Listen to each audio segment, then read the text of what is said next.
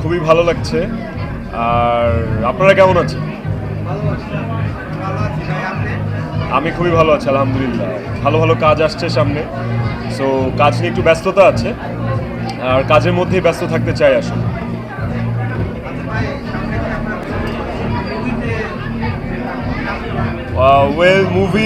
Movie নিয়ে কথাবার্তা চলছে, খুব শীঘ্রই আপনারাই তো সবার আগে জানবেন, গুড নিউজ। সো কথাবার্তা চলছে, দেখি ভালো কিছু হলে অবশ্যই জানবেন। না না, এই বছর না, এই বছর ডেফিনেটলি না, সামনের বছর, বাট আপনারা জানবেন সবার আগে।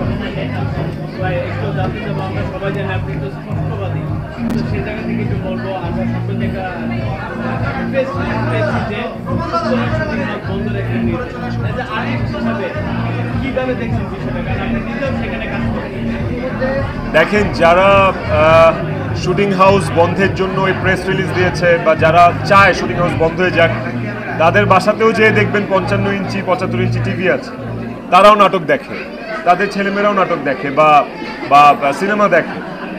তো এইটা ওনারা আসলে কোন দিক বিবেচনা করে বলেছে আমি জানি না, কারণ আমরা যখন ব্যক্তিগতভাবে শুটিং করি উত্তরাতে বা উত্তরা জোনটার মধ্যে, আমরা কিন্তু ব্যাক অফ দ্য হেড মাথায় নিয়ে থাকি যে আমাদের শুটিংয়ের কারণে যেন এলাকাবাসীর বা স্থানীয় কারো কোনো প্রবলেম না হয়, এইটা আমরা এখন আরও বেশি করে মেনটেন করি। স্টিল যদি ওনারা এই কমপ্লেইন দেয় বা ওনাদের বিরক্তির কারণ হয়ে উঠি আমরা, এইটা আসলে খুবই হতাশাজনক। আর প্রেস রিলিজে আমরা যে ভাষাটা দেখেছি ওইটা আমার কাছে খুবই অমানবিক লেগেছে। আসলে আমাদের কাজ এভাবে চাইলেই আটকিয়ে দেওয়াটা আমার মনে হয় না ওনাদের উচিত, ওনারা আরেকটু ভাবুক আমার মনে হয়। ডেফিনেটলি, কারণ শুটিং হাউস এমনিতেই কম ঢাকায়, আর আমাদের এখন যে নাটক ইন্ডাস্ট্রি যে অবস্থা, এই মুহূর্তে শুটিং হাউস এমনি কম হচ্ছে সবার, তার উপর যদি হাউসগুলো বন্ধ করে দেয়, ওই হাউসের সাথে অনেকগুলো মানুষের জীবিকা জড়িত, তো এইটা আসলে পুরোটাই ইন্ডাস্ট্রির উপর ইফেক্ট পড়বে আমার কাছে মনে হয়। এক্স্যাক্টলি, বাধ্য হয়ে অন্য কোথাও শুটিং করা লাগবে, বাধ্য হয়ে শহরের নাটকগুলো গ্রামে নেওয়া লাগবে। আর হ্যাঁ, ওই উত্তরা 4 নম্বর সেক্টরের যে শুটিং হাউস, ওখানে ধারাবাহিকের শুটিং বেশি হয়। তো যারা এই মুহূর্তে রানিং ধারাবাহিক করছে, সিরিয়াল যেগুলো রানিং চলছে, ওরা খুব বিপদের সম্মুখীন হবেন। এইটা শুধু যে আর্থিক ক্ষতি হবে তা না, ওই ধারাবাহিকের সাথে জড়িত সবারই আসলে একটা ক্ষতি হবে আমার কাছে মনে হয়।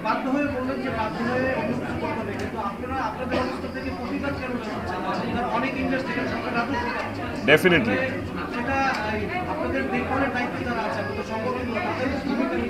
না, আমরা অলরেডি প্রতিবাদ করছি। আমাদের শিল্পী সংঘ থেকে তো কালকের মধ্যেই আমার মনে হয় আমরা একটা প্রেস রিলিজ দিব। আমার মনে হয় সেলিম ভাইয়ের সাথে কথা হয়েছে, শহীদুজ্জামান সেলিম, বা ডিরেক্টর্স গিল্ড থেকেও কথা হচ্ছে। অবশ্যই আমরা প্রতিবাদ দিব এবং আমরা খুব শক্তভাবে প্রতিবাদ নিব। আমার মনে হয় ওনাদের যদি এটা খুব বেশি প্রবলেম হয়ে থাকে, হুট করে এটা না বলে একটা মেয়াদ দেওয়া উচিত, যে ওই মেয়াদ পর্যন্ত যেন আমরা আমাদের রানিং কাজগুলো অন্তত শেষ করতে পারি।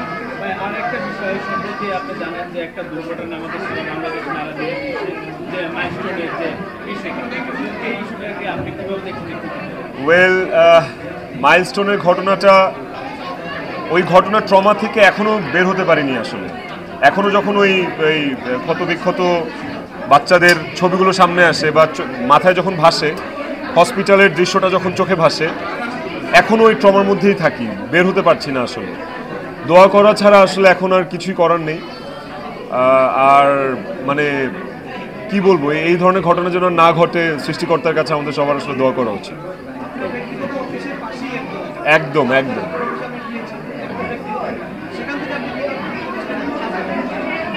নট অনলি ব্যক্তিগত অফিস, আমার অফিস ডিওএইচএস, আমার বাসা, তো বিমানটা বোধহয় ডিওএইচএস এর ওপর হয়েও গিয়েছিল। তো যে কোনো কিছুর ওপর বা যে কোনো বাড়িঘরের ওপর, যে কোনো অফিসের ওপরই পড়তে পারতো। আমি একটা জিনিস ভেবেই আমি এখন ওই ট্রমা থেকে বেরোতে পারছি না, যে যাদের বাচ্চা মারা গিয়েছে বা যাদের সন্তান হারিয়ে ফেলেছে, তাদের প্রত্যেকটা মুহূর্ত, এই মুহূর্তে প্রত্যেকটা সেকেন্ড কিভাবে কাটছে, আসলে রাতগুলো কিভাবে কাটাচ্ছে তারা, আমি আসলে এই জায়গাটাতে আসলে স্পিচলেস, আমার আসলে কিছু বলার নেই আসলে। না, আমি সরজমিনে যাইনি অন্যান্য শিল্পীদের মতো। এটার পেছনে একটা উল্লেখযোগ্য কারণ আছে, সেটা হচ্ছে যে আমি যদি সশরীরে ওখানে যাই, উপস্থিত হই, আমার কাছে মনে হয়েছে যে আমাকে ঘিরে একটা ক্রাউড ক্রিয়েট হবে। ওই ক্রাউডটার কারণে হয়তো উদ্ধার কাজে বা রেস্কিউ টিমের, ফায়ার সার্ভিস, সেনাবাহিনী বা যে কারোই ওখানেও একটা ব্যাঘাত ঘটতে পারে আমাকে ঘিরে যে ক্রাউড হবে সেটার জন্য। সেই জন্য আসলে আমি ওভাবে যাইনি, বাট আমি আমার সোশ্যাল মিডিয়া প্ল্যাটফর্মগুলোতে আমি সচেতনতার জন্য I was active, overlay active. এবং আমার কাছে মনে হয় যে কোনো একটা এই ধরনের ন্যাশনাল ক্রাইসিস বা দুর্ঘটনার অন স্পট সেলিব্রিটিদের হুট করে যাওয়াটা ঠিক না। কারণ একটা সেলিব্রিটি যেখানে যাবে সেখানে 100 জন মানুষ যাবে, ওই 100 জন মানুষের ক্রাউডটা ওই সিচুয়েশন সামাল দিতে আসলে ব্যাঘাত ঘটাবে আমার কাছে মনে হয়। সো এটা একটু বুঝে শুনে যাওয়া উচিত। আরেকটা বিষয় না বললেই পাচ্ছি না, আমাদের সমাজে আমরা যেটা দেখি যে কোনো একটা ক্রাইসিস মোমেন্টে একটা শ্রেণী এটাকে বিজনেস হিসেবে ব্যবহার করে। যদি বলি যে সেই মাইলস্টোনের ঘটনায় কেউ পানি দিচ্ছে, পানির দাম বাড়াই দিচ্ছে, কিন্তু এই যে বিষয়গুলো আমাদের রিক্সা ভাড়া বাড়াই দিচ্ছে, মানে কেন হচ্ছে? এই ব্যবসায়ীরা আসলে মানুষ না। আমার কাছে মনে হয় যারা পানি দরকার পানির দাম বাড়িয়ে দিচ্ছে, রিক্সা ভাড়া বা ইমার্জেন্সি ভেহিকেল সেখানে উল্টাপাল্টা দাম হাঁকাচ্ছে, এরা আসলে মানুষই না। আমার কাছে মনে হয় যে এরা মানুষের কাতারে পড়ে না। তো আর মনুষ্যত্ব তো আসলে মানে ভেতর থেকে আসার জিনিস, এবং আমাদের দেশে এই ধরনের মানুষের অভাব নাই আসলে, যারা বিপদে পড়লে মানুষকে ফাঁসাতে বা বিপদের সময় ব্যবসা করতে এক পায়ে খাড়া থাকে। এইটা আসলে মনুষ্যত্বের অভাব আমার কাছে মনে হয়। রমজান মাসে দেখেছি আপনার পক্ষ থেকে আপনার যেগুলো ইউনিটে আপনি ইউনিট পেপার আছে সবাইকে আপনার পক্ষ থেকে ইনভাইট করেছিলেন, এই যে মানবিকতা আর এই যে একটা প্রস্তুতের সময় মানবিকতা মানুষের মূল্যবোধ, এইটাকে আপনি সেলিব্রিটি হিসেবে আমার কাছে মনে হয় যে আমি যখন শুটিং করি, আমার সাথে যখন একটা পুরো শুটিং ইউনিট থাকে, এরা আমার ফ্যামিলির চেয়ে কম না। এরা আমার মা বাবা, ভাই বোন, আমার সন্তান, আমার ওয়াইফ, কারো চেয়েই কম না। কারণ আমি তো 12 ঘন্টা ওদের সাথেই থাকি। তো আমি আমার ফ্যামিলির জন্য যতটুকু কেয়ারিং, আমার মনে হয় আমি আমার শুটিং স্পটের একটা প্রোডাকশন বয়ের জন্য অতটাই কেয়ারিং। এবং এইটা ফেক না, এইটা আরোপিত না, আমার ভেতর থেকেই এটা আসে। অ্যান্ড আমার সাথে বা আমার ঘনিষ্ঠ যারা আমার সাথে ওতপ্রোতভাবে মেশে, তারা জিনিসটা খেয়াল করে আই গেস, এবং ওরাও আমার সাথে একমত হবে। ওকে, থ্যাংক ইউ। দাবি যে এখন যিনি আছেন বা ভবিষ্যতে যিনি আসবে, এইরকম একটা ঘনবসতিপূর্ণ শহরের উপরে আসলে প্রশিক্ষণ জোনটা না বানানোই বেটার, বা এটাকে শিফট করা যায় কিনা কোনোভাবে। কারণ অলরেডি 2025-এর এখন অর্ধেক হয়ে যাচ্ছে।